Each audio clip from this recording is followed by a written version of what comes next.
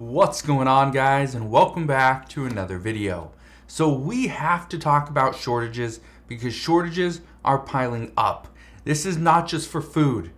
This is for food, gas, pilots, workers, right? It goes on and on. So I want to give you a little bit of an economic update, fill you in on what's going on and what we can expect, especially when we are coming into a very busy holiday. The 4th of July. People are going to be traveling. People are going to be barbecuing, getting together, driving, right? This is going to happen. So I want to address these shortages. If you have any questions whatsoever, please ask your questions down in the comment section below. And all I ask, just spend 2 seconds, go ahead, hit that like button, and let's get right down to it. So let's start with food shortages. We are seeing food shortages. And it's not just because of what's going on in Ukraine. Yes, that has to do with the wheat shortage. But there's other shortages as well. We know there's a sriracha shortage due to a horrible spring harvest in Mexico. We know there's multiple shortages for different rapeseed oil, right? Olive oil. Different oils are in a tough spot right now. Just because that it is tougher to produce. The heat, the harvest, those are impacting us. Shipping. If you think shipping does not have anything to do with a food shortage, you're wrong. And I say this because I addressed or kind of spoke with a trucker a couple weeks ago and pretty much just asked him, what is it that you are seeing? And what he said was he's the only one making a trip. He's the only one that makes the trip from the West Coast towards the middle of the country. It's just him. For his company, it's just him. He picks stuff up in somewhere down in California, and he drives it to the middle of the country, drops it off. He's the only one for his company. It's a fairly large company. He's the only one that does it. So he goes down to California, picks it up, takes it to the middle of the country, comes back. Well, if the stuff sells out before he gets back, well, tough luck, because he's the only one that makes that trip. It's interesting, but that's kind of where we're at. We also know there's a worker shortage, and I've been talking about this for a while, but companies are still struggling to get employees to come back to work. Some are trying to pay more, entice those ex-employees, those former employees to come back. And some just don't want to. They found something else. They found something better. There's better benefits, right? These are all things that went on in our minds during the pandemic was, okay, if I can't do this, I don't want to be a receptionist anymore for this company, maybe I'll quit. Or if they let me go, I'm just going to move over to this company, and if it's better, I'm going to stay here. That's kind of what happened. Is people looked for better opportunities. They looked for more benefits, higher wages. And now the companies that can't offer that, they're struggling, and it hurts. But this is going to hurt the economy moving forward, especially when pretty much everything's opened up now. The pandemic is behind us. Everything's opened back up. And during the 4th of July, what we're going to see is a lot of people are going to be traveling. Even though gas prices are still fairly high, people are going to be traveling. What does this mean? This means that local businesses, if you go to a touristy location, restaurants are going to be packed. Grocery stores probably be packed as well. The shelves could potentially be empty, right? That's what you're going to see. The other thing that we're seeing, and I think this is very interesting, is college-educated workers. They're able to seek higher-paying jobs as a result of these worker shortages. But the other issue, the flip side of this, is that those without a degree, well, they're in a very tough spot because they're not getting the raises or the wages that they are hoping for because they don't have a degree. Because people are going from the top down.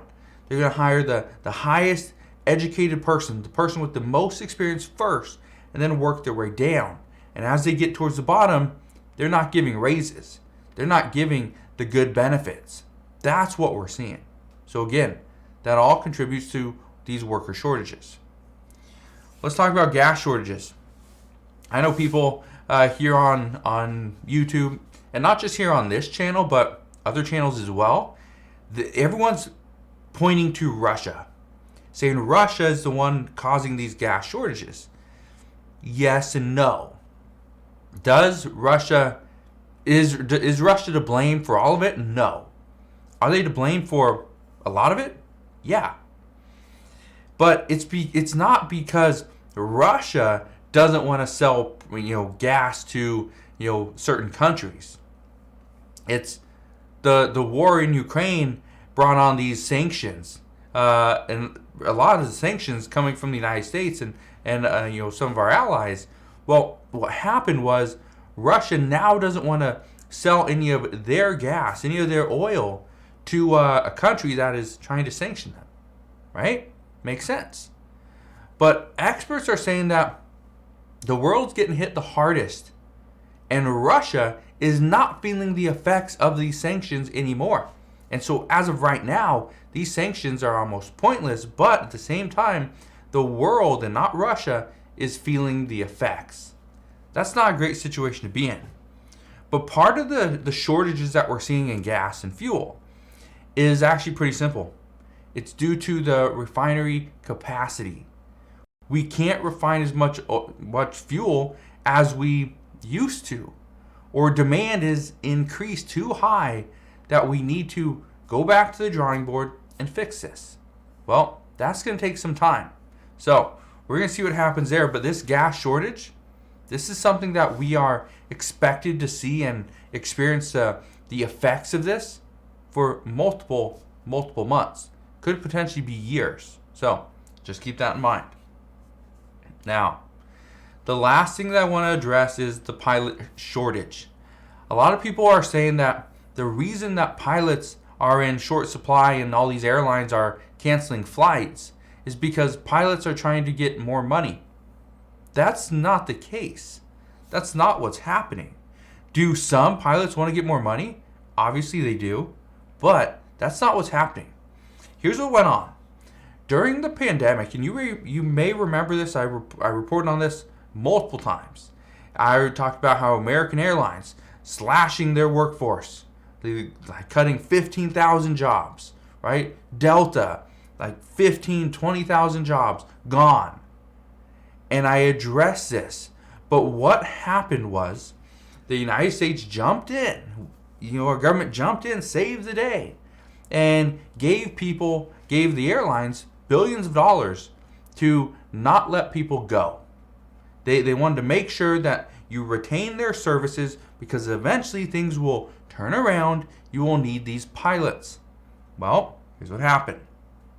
During the pandemic, thousands of pilots were offered early retirement packages. Guess what? They took it. A lot of them took it because why wouldn't they? They had no clue what was coming. They knew the airports were closed, right? Planes were grounded. People were not flying. Nobody wanted to travel anywhere. Everybody was stuck at home.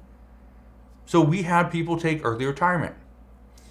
Many pilots were simply fired due to demand and travel. They didn't need them anymore. And after that pandemic-related assistance was gone, the airlines fired them. They were done.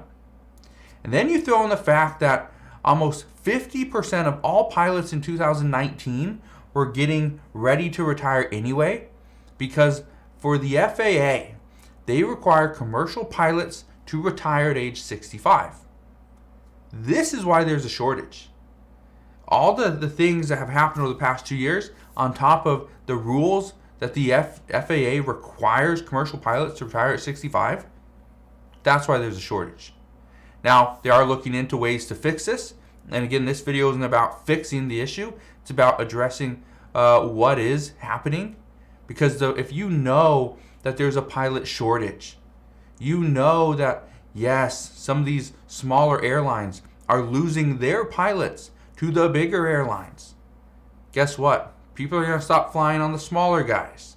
If you stop flying on the smaller airlines, guess what? Those airlines are going to struggle, and chances are the big boys are going to buy them up. So that's what we can expect moving forward. So just wanted to fill you in on what's happening right now, what all these shortages are looking like. Again, if you have questions on any of this stuff, please ask your questions down in the comment section below. Again, just want to thank you guys for watching. Have a wonderful rest of your day. Consider subscribing, and I'll see you guys on the next one.